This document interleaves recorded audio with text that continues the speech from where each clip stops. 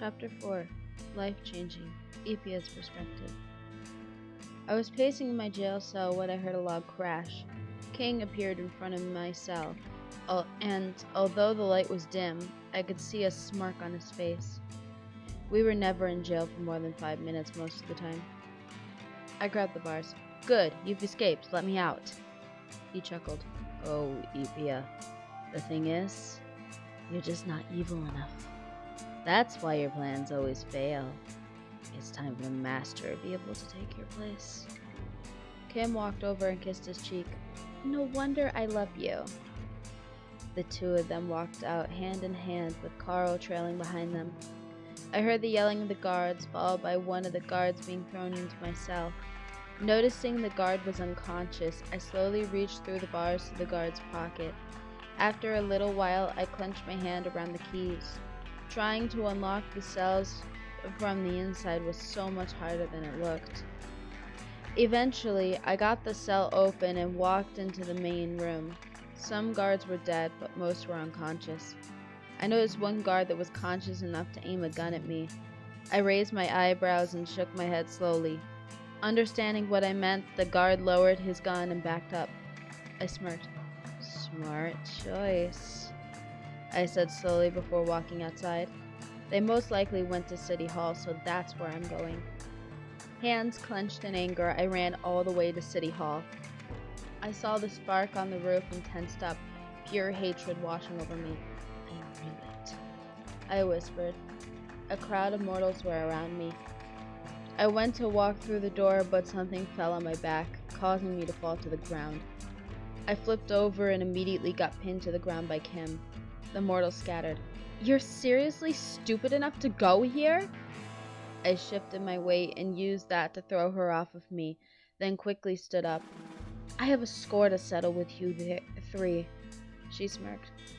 "You may have trouble trying to kill your siblings, but I won't hesitate to kill them or you. Getting rid of you should be easy." She went to punch me, but I grabbed her fist. I went to punch her with my free hand, but she grabbed that fist. "But I can't kill you yet," she whispered. "You're a part of King's plan."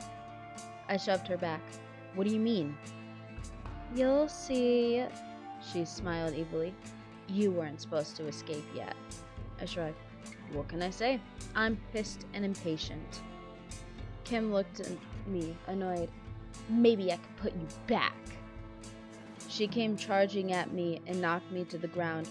As soon as she grabbed my wrist, I swung my leg into her side, knocking her off.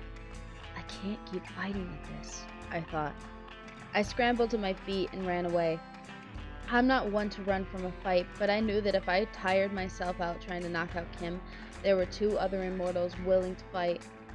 I looked back at Kim running at me, not trying to show the fear that was creeping in. Eventually, I ran straight into something, knocking me to the ground.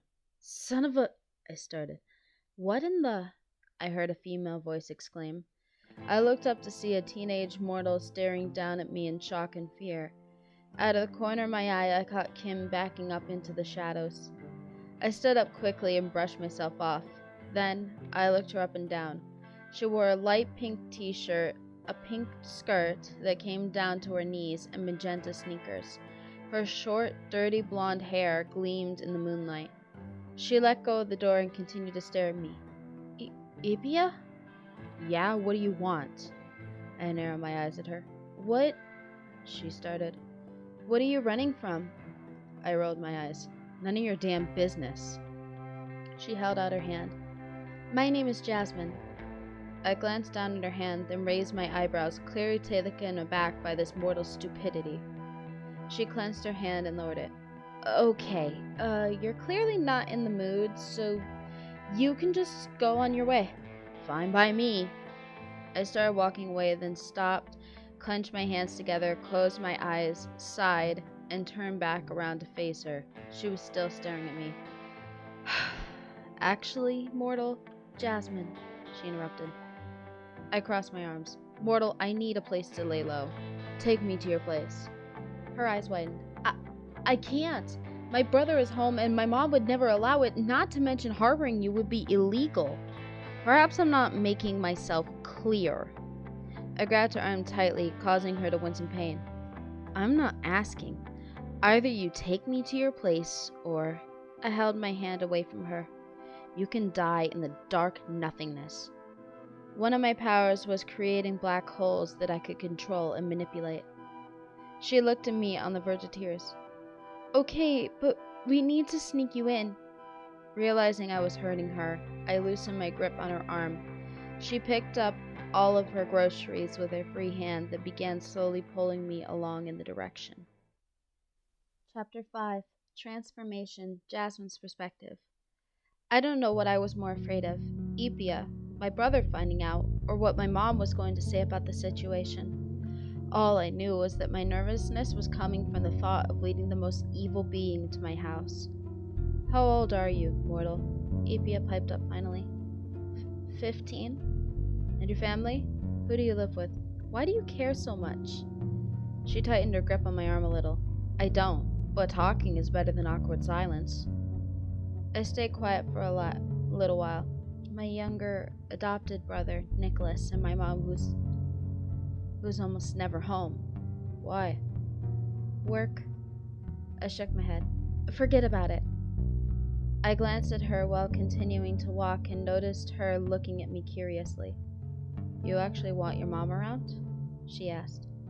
Don't you want your mom around? She stayed silent for a while. How much farther? Shoot!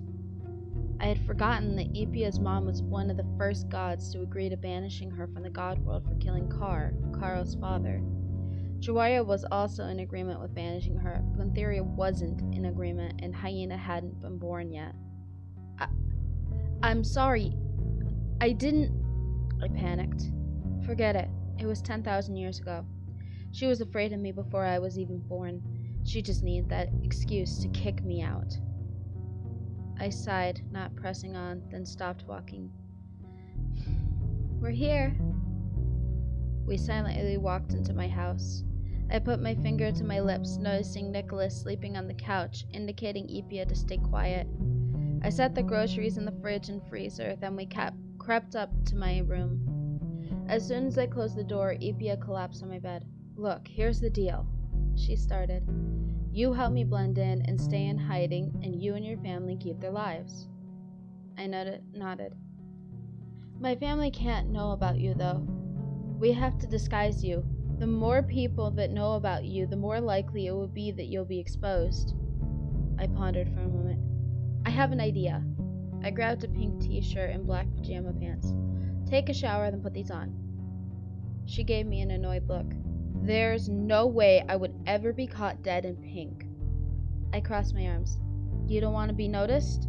You need to step out of your comfort zone so no one will recognize you. I handed her the clothes and smiled, amused. So, pink it is. A half hour passed by, then Lypye walked back in with the new clothes on, holding her old clothes, looking disgusted. She looked so different without the heavy eyeliner. I hate this, she whined. You wanted to hide, I reminded her again. She narrowed her eyes at me, throwing her old clothes on the ground. You're enjoying this, aren't you? A little. I smirked and picked up a hairbrush. Here, I said, trying to hand it to her. She looked at me, confused. What is that? I was shocked. A hairbrush. It's used to untangle your hair so it doesn't completely knot up.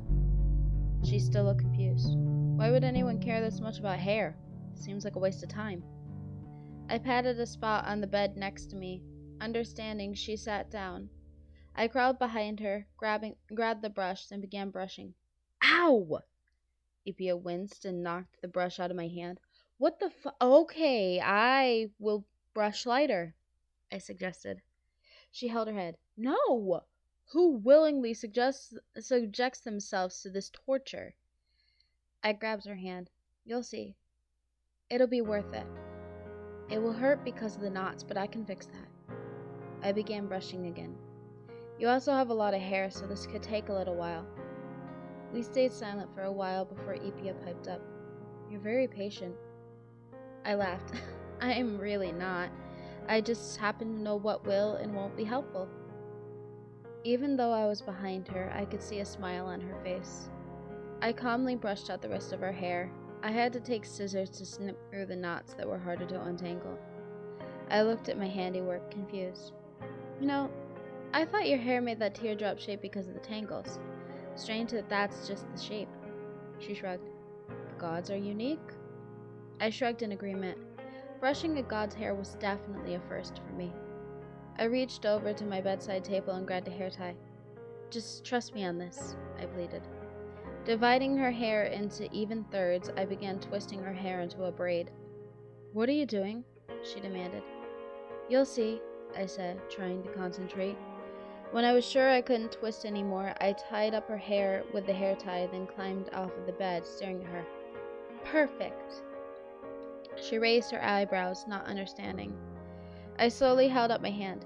I'll show you what I mean. She reached for my hand, and I quickly dragged her to the bathroom to look in the mirror. With a hint of a smile breaking through, she reached to touch her hair. I like it. I stayed silent, watching her thoroughly inspect her new look. Ask your question, she said, not looking at me. I sat on the toilet and looked down. Your mom. She never taught you how to brush your hair? She sighed. You remember that stupid prophecy? There was a prophecy given to the queen of the god world, Syara, right before Lypye was born. It stated, your first two kin shall bring ultimate destruction. The others shall rescue all involved from destruction. I nodded. Yeah. She walked over and put her foot on the edge of the bathtub, then leaned onto her knee, looking at me. My mom was terrified of me because of that prophecy. Never once gave me a chance. Just waited until I snapped. I tried my best to be good, but no one would give me a chance. So, I became who they all thought I was. Is that why you killed Carr? I asked. She paused for a moment. Lypye was found with Carr's lifeless body 10,000 years ago. Yeah, and my dad. He wasn't around much. I probably reminded him of Kim too much, especially since she was the original goddess of darkness. I gripped her shoulder. I'm so sorry. She and I stayed like that for a while before she shouldered my hand away and walked away. Whatever. I watched her with curiosity. She was holding in a lot of anger, and she's very noticeably putting up a lot of walls to avoid being hurt again.